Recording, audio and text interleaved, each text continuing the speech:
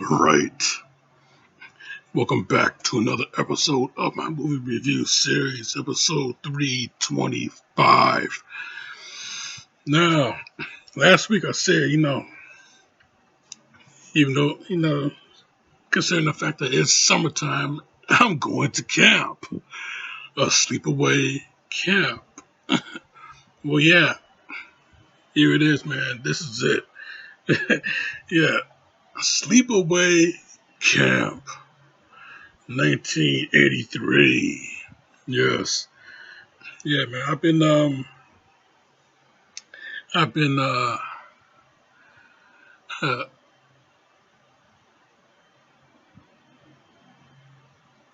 slacking. I guess you could say I've been slacking off for a good a good amount of years. Not reviewing this movie. I mean, could have done it last year. Could have done it year before, all during the summertime or during October, whatever. But yeah, you know, no time like the present. If you're a Peacock subscriber, no time like the present. Yeah, man, Sleepaway Camp. Yeah, this movie. Yeah, this movie was the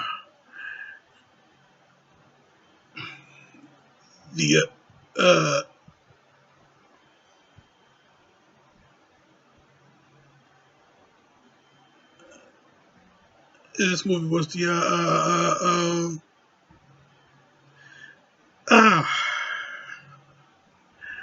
how do I put this delicately?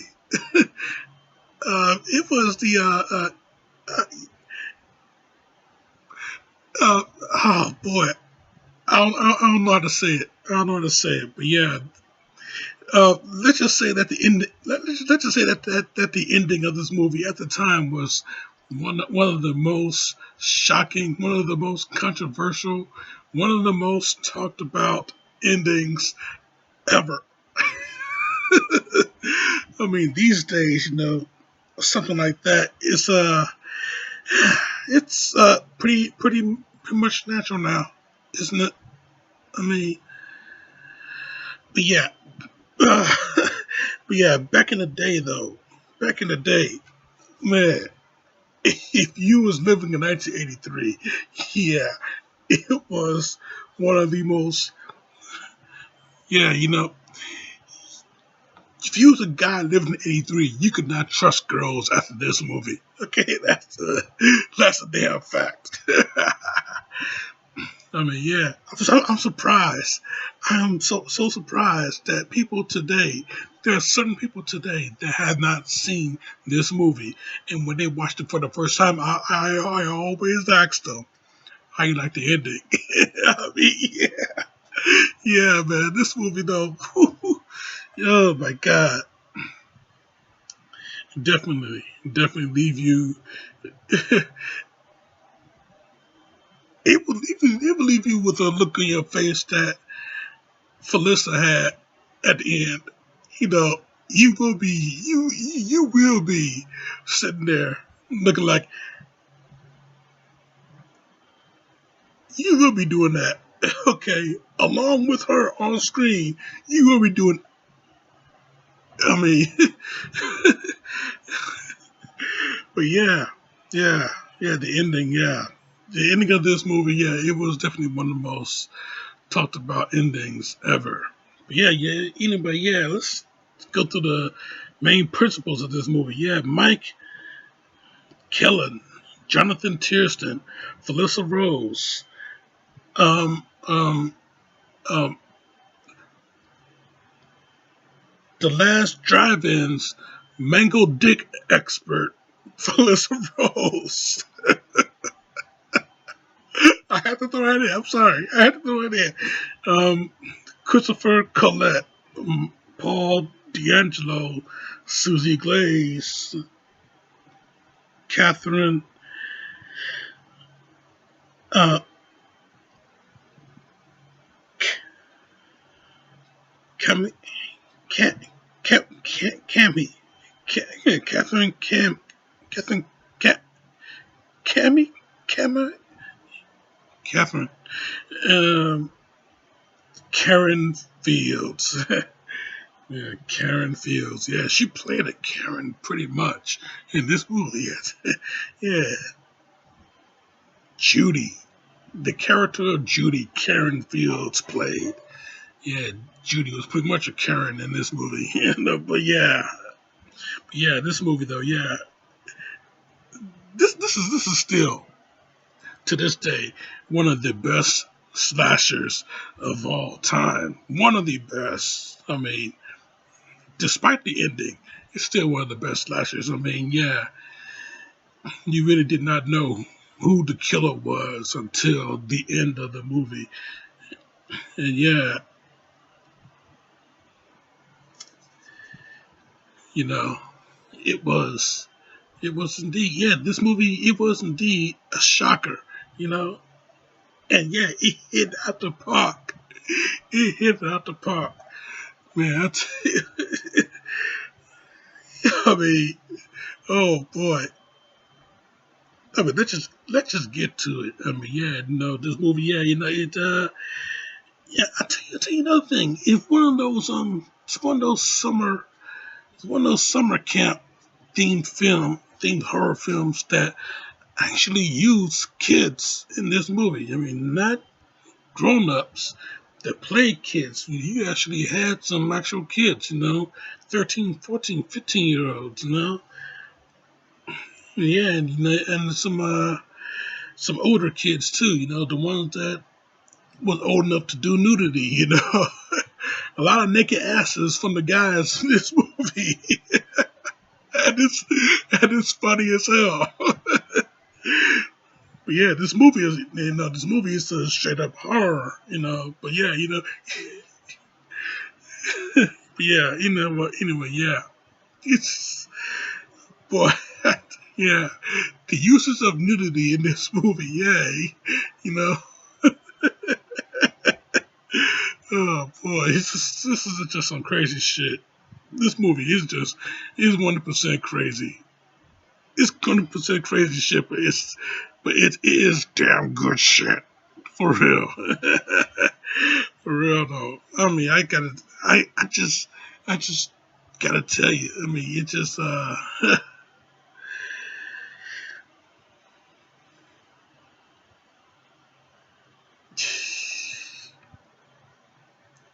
this movie is just one huge character of itself, and yeah, it starts off with a shocker and it ends with a shocker. I mean, you know, yeah, a boating accident.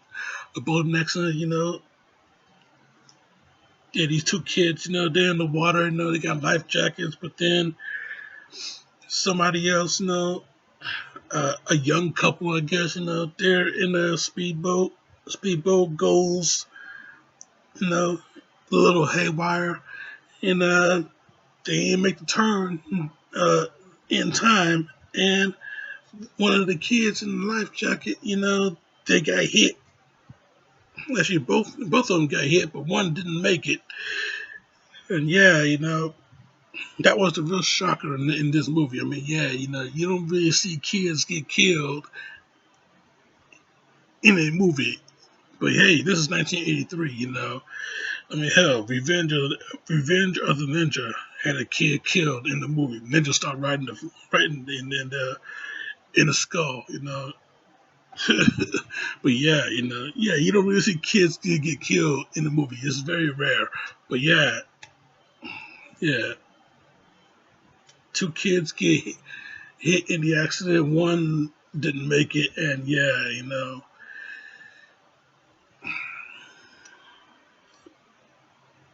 yeah, it was a shocker. And then yeah, uh, the one that did make it, yeah, she and her cousin Ricky, they're a little later on, they're all set to go to this camp called Camp Arawak. And yeah, summer camp, have some fun in the sun, do activities and everything like that at a summer camp. This is how things are done, right? But yeah, this girl named Angela, she's the quiet, timid kind. Oh yeah, uh, shy, meek, and introverted Angela. You know, she when she goes, she enters the camp. This is a whole new world for her. But her cousin Ricky, this cat, he been here before, literally. He been there before, year before. He had a thing with his this girl named Judy. And yeah, his best friend Paul shows up, and he lets him know, yeah, wait till you see Judy. Oh man. Yeah, and yeah, we see Judy. Yeah, she's definitely one of those girls that definitely one of those fast paced girls. Yeah. You see her one year and she's real cool, but the next year, yeah, oh man, and next thing she yeah, um, pretty much her milkshake brings all the boy to the yard. Yeah, yeah, you see them one year, and yeah, they look, they look, uh, they look normal, I guess you could say. And then the next year, you can see that, wow, what the hell happened? Yeah, they're got womanly features. I mean, but yeah, anyway, yeah, that's Judy for you. Yeah, she the fast paced type, and yeah, you know, got the real nasty attitude also, especially towards Angela. You know, one look at her and hell, Angela, those big pretty brown eyes of hers, she stares a lot, you know, whether it's Judy or whether it's the the uh, the girl's head counselor, I guess, Meg, Meg, Meg. You know, anybody, pretty much anybody that disrespects her, yeah, she would just sit there and just stare at them and don't say nothing. She just stare. I mean, don't say nothing. Yeah, those big, pretty brown eyes of Felissa, she just utilize them and just stare and don't even blink. I don't think I've even seen this girl blink once. She probably have. But yeah, yeah, whatever's going on in her mind, man, I guess you could say that she don't like them very much. Maybe so. So yeah. Hmm. But I'll tell you one thing, they ain't take too kindly to her. Especially at one point when Meg, even though she's supposed to be responsible for these girls, no, she is showing very much a lot of disdain for Angela. Yeah, at one point, yeah, she snatched her up off the bench and throws her into the lake. Throws her into the lake, Yeah, snatch her off the bench, hold her over his shoulder. Angela, she's pounding on the shoulder. Let me go, put me down. And yeah, yeah, yeah, Judy, yeah, behind her, antagonizing her, yeah, talking all that shit, And Angela, she just wanna get down, She don't want to go in the water, But yeah, Meg throws her in the water anyway. Yeah, cousin Vicky screaming, yeah, Angela, go over there, pulls her out. Ricky, yeah, he's the only one that yeah, he looking out for her. Yeah, he protecting her. As a matter of fact, hell, man, this boy Ricky, man, I gotta hand it to the kid. He is willing to go to war for his cousin. I mean, hell, when she got hit with the water balloon, you know, when she got clobbered with the water balloon, Ricky, he ran out the, down the stairs, confronting, confronting those boys. 6 cats standing on that roof, 6 of them. And he is just standing there pointing at them, cussing them out. Yeah, he gonna fuck them up. Yeah, yeah, he gonna kick all their fucking asses. Yeah, get down here right now. Yeah, he's looking to go to war. Okay, one of him gets 6 of them, and he will fight each and every single one of them. That's the kind of cat you need in your family, cat. And let me tell you, yeah. That is the kind of cat that you need in your family, okay? Somebody who is looking to go to war for you, okay? Yeah, that boy, man, shit. Yeah, and there's another kid named Paul. He's very, very nice to Angela. As a matter of fact, he actually likes the girl. I mean, yeah, he very nice to her. Yeah, he likes her. He likes her romantically. He likes her, and Paul is the only kid. He's the only kid that she ever spoke to.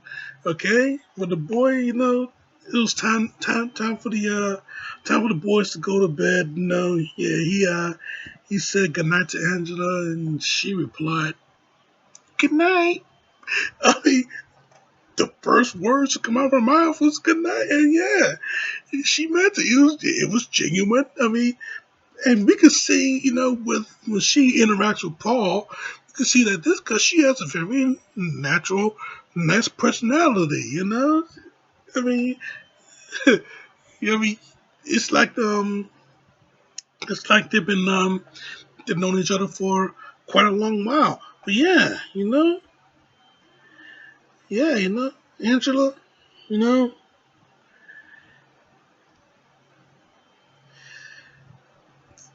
things are uh looking up for her, as far as her hanging with Paul, things are looking up for her. Yeah, except for that one fateful day when Judy comes in and she pretty much slides into Paul's DMs and she just fucks everything up. Yeah, got Paul kissing her. And Angela, she sees it. She turns around, she runs away, and Paul, he goes after her. And Ricky, he confronts Judy, you know, letting her know how wrong she is. And yeah, Judy, yeah, this bitch, she don't care. But I tell you though, man, Judy, yeah, she got hers. She got hers, man. Antagonizing Angela, yeah, she got hers. Yeah, one night, yeah, yeah. There's a killer on the loose. Remember that? Yeah, one night, yeah, the killer. Yeah, the killer shows up in the girl's dorm. Yeah, it's the night of the social, a school dance, pretty much. Yeah, the killer shows up at the girls' dorm. Judy, she's the only one in there because she didn't want to go to the social. Yeah, so yeah, punches out Judy, grabs a pillow, put it over her face, takes the curling iron, rams it up her hoo ha. Oh man.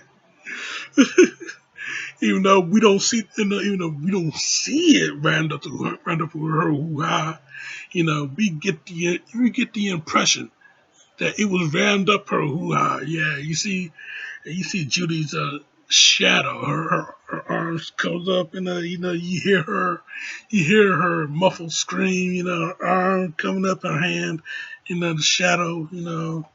Yeah, you see the pain, the anguish, the agony, all that shit. yeah, Judy, yeah, that little bitch, she got hers, Yeah, and so did Meg, M-E-G, Meg, Yeah, she taking a little shower, humming some dumbass song that don't even sound like a melody or a tune. Yes, humming that dumbass song. But yeah, she got the major scratch in the back when the killer put the knife right through shower, the shower curtain. Yeah, put it in there and just tearing in her back. Oh, yeah. After the killer was done with her, you know, sticks the knife under the shower, clean it off. Oh boy, I tell you. But yeah, all these signs of the killer, and it is Ricky, pointing towards Ricky, because he's willing to go to war for his cousin. So yeah, the uh the boss of the camp, the Dr. Khan of the camp, basically. Salute your short reference, look it up. Yeah, he suspects Ricky, and yeah, he gets in it with him. As a matter of fact, he went ape on the boy, Yeah, give him a few shots, and then he just start pounding on the boy, going ape on him, you know. Yeah, he finds out that, Ricky wasn't the killer and somebody was, and when he saw who it was, he didn't believe it. Yeah, he took an arrow in the throat for his trouble. But yeah, we all found out who the killer was at the end, and yeah, somebody that we most definitely least expected, and it was Angela herself. I mean, man, yeah, the shocker, the shock piles up as we find out that yeah, Ricky's mom, Angela's aunt, she's a bit insane, and yeah, she always wanted a little girl. She took her in. uh, She took him in. She took the child in, and she always wanted a little girl. You know, and yeah, Ricky gets home, he'll be surprised to see that there's a little girl in the house. Yeah, so yeah, the kid that survived, it was, you know, a boy named Peter. And yeah, she um and the auntie, she always wanted a little girl in the house, so she took the identity of Peter, pretty much brainwashed him and made him to a little girl, calling him Angela. Angela sounds like angel. Yeah, I tell you, man, what a shocker it was. What a shocker it was to see that. Yeah, little girls, standing there naked, holding up Paul's severed head and have a hunting knife in her other hand, and she got that look on her face. The music is really helping the scene with the whole shock factor, and yeah.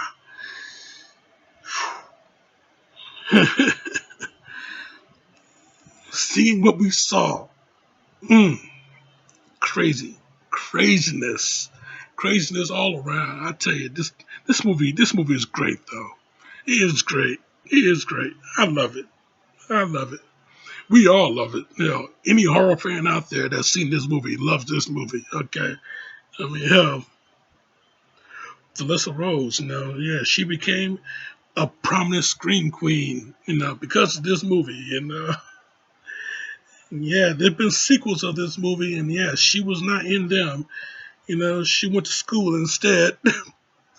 But we got Bruce Springsteen's sister to do the part 2 and 3, and then there was Sleepaway Camp 4, The Survivor. Don't know why, but yeah.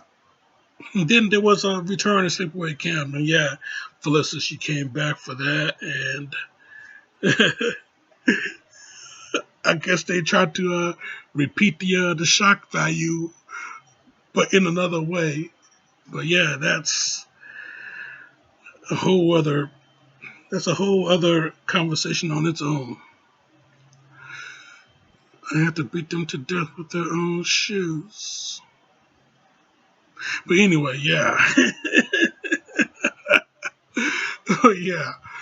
Yeah, I tell you though, man, this movie though, yeah, it's just one of those. It's one it's